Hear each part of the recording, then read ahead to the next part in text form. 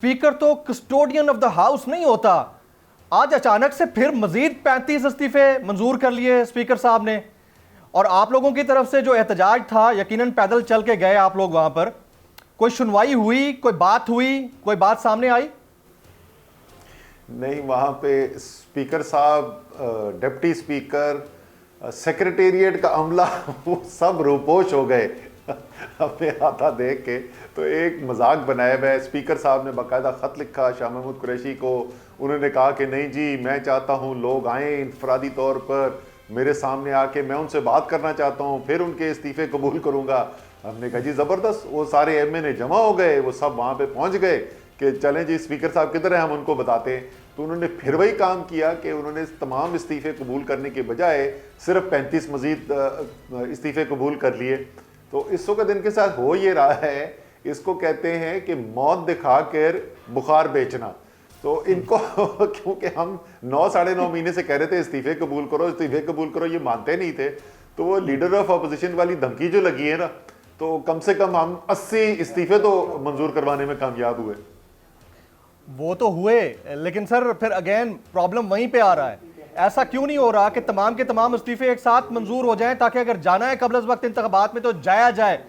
ये इनका game plan है क्या? आपको क्या समझ में आ रहा है आसद भाई? मैं तो सच्ची बात है, मुझे तो ये लगता है कि बिल्कुल ही कंफ्यूज हो गए। इतना इमरान खान ने दबाव डाला है इनके असाब के ऊपर कि अब सोचने समझने की सलाहियत भी जो है ना, वो भी मुझे इनकी खत्म होती हुई नजर आ रही है। अभी आप देखें कि वो जो उन्होंने ऐलान किया है कि अच्छा हमने डिनोटिफाई तो कर दिया है, लेकिन उसके बाद जो इलेक्शन लड़ेंगे तो उसमें हम हिस्सा नहीं लेंगे। तो अगर ये वन साइडेड इलेक्शन पीटीआई का दोबारा हो जाएगा तो उससे ये क्या अचीव करेंगे?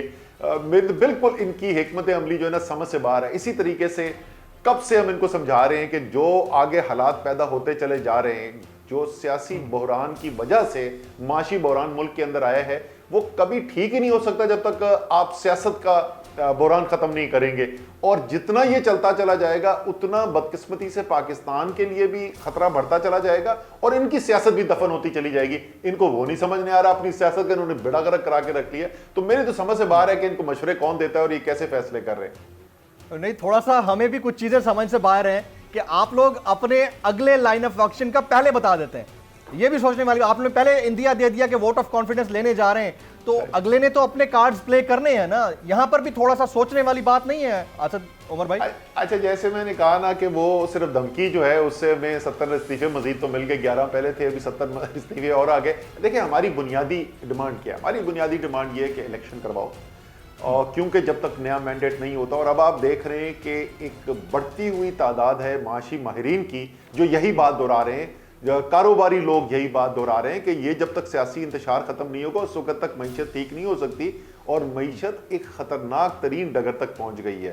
तो असल चीज़ तो हदफ तो वो है कि हम एक नया इलेक्शन लेना चाहते हैं, और जितने दोनों असम्बलियाँ तहलील हो गई हैं, 80 से ज़्यादा सीटें खाली हो गई हैं, पता नहीं ये कितनी देर घसीटेंगे इस निज़ाम को, और उसको घसीटने में ये तो मुझे पता है कि इनकी सियासत तबाह होती चली जा रही है, लेकिन बदकिस्मती से पाकिस्तान बहुत ही गहरी खाई के अंदर गिर रहा है। असद उमर साहब, आप लोगों का 1 पॉइंट एजेंडा इंतखाबात यानी आम इंतखाबात हैं, लेकिन अगलों का 1 पॉइंट एजेंडा आम इंतखाबात में जाना नहीं है।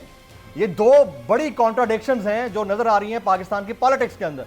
तो इसमें से निकलना भी तो आखिर सियासतदानों ने आपस में कुछ तय करके ही है।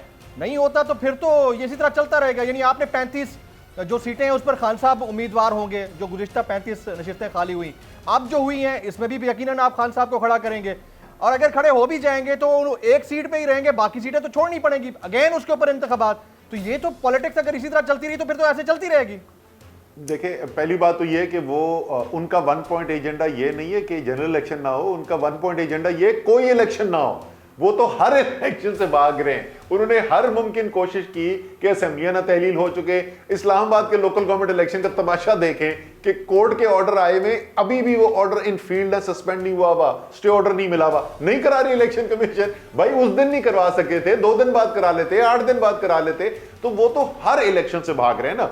और जो इलेक्शन उन्होंने कराया जहां उनको मजबूरी से कराना पड़ गया कराची के अंदर, तो वो आपने देखा है कि वो इलेक्शन कम हुआ है और एक मैंडेट चोरी करने का ऑपरेशन ज्यादा हुआ है। तो वो तो हर इलेक्शन से भाग रहे हैं। जहां तक बात करने के ताल्लुक है, हम कई बार ये बात कह चुके हैं कि देखें हम बात करने को तैयार हैं, लेकिन हम हुकूमत के साथ बात करने के लिए जब बैठेंगे तो हम कोई क्रिकेट टीम की सिलेक्शन या मौसम का हाल तो नहीं डिस्कस करने के लिए जा रहे ना। हम वहां पर यही बातचीत करने के लिए जाएंगे कि मुल्क जिस मुश्किल में गिरा हुआ है उधर से कैसे निकालना है। और हम बार बार इस बात को दोहराते हैं कि इसमें एक नए मैंडेट के, एक फ्रेश इलेक्शन के अलावा कोई रास्ता नहीं है यहां से बाहर निकलने का। उसके लिए अगर हुकूमत बात करने को तैयार है तो हम बात करने के लिए आ जाएंगे। अगर आपको ये वीडियो पसंद आई हो तो सब्सक्राइब कीजिए और बेल आइकन जरूर हिट कीजिएगा। 2022 बहुत सारे तोहफे भी देखे गया पाकिस्तान की आवाम को। पाकिस्तान की आवाम को एक तोहफा ये दिया कि आवाम को पता चल गया कि पाकिस्तान का मीडिया क्या है। साल 2022 में सबसे ज्यादा देखे जाने वाला चैनल बोल न्यूज रहा नंबर 1। हमने बहुत सारे शोज और ट्रांसमिशंस की, पूरा साल मुसलसल जदोजहद में निकल गया कि ये वोट ऑफ कॉन्फिडेंस के पीछे कौन लोग थे। तोड़े रेटिंग के सभी रिकॉर्ड। सोशल मीडिया पर भी सबसे ज्यादा तेजी से 2.4 बिलियन व्यूज का संगे मील अबूर किया। एंकर्स को भी आवाम में सबसे ज्यादा मकबूलियत मिली और सोशल मीडिया पर भी बोल रहा सब पर भारी। सब्सक्राइब करें और बेल दबाएं ताकि कोई खबर रह न जाए।